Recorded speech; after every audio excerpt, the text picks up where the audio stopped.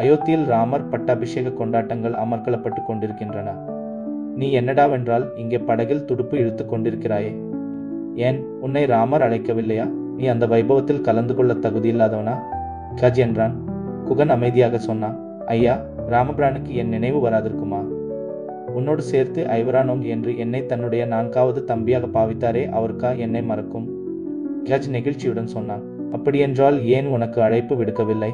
பொதுவாக ஒரு திருமணம், ஒரு விசேஷம் என்றால் நெருங்கினவர்களுக்கெல்லாம் ஒரு சில பொறுப்புகளை கொடுத்து நிறைவேற்ற சொல்வார்கள் இல்லையா? இதுபோல எனக்கும் ராமர் பட்டாபிஷேகத்துக்கு வரும் மக்களை அக்கறையில் இருந்து படகில் அழைத்து வரும் பொறுப்பு கொடுக்கப்பட்டிருக்கிறது. திருமணத்தின் போது இது போன்ற பொறுப்பை நிர்வகிக்கும் ஒருவரால் மணமேடைக்கு சென்று திருமணத்தை பார்க்க முடியாத நிலைமை ஏற்படும். அதுபோலத்தான் எனக்கும். நான் மானசீகமாக ராமர் பட்டாபிஷேகத்தை பார்க்கிறேன்.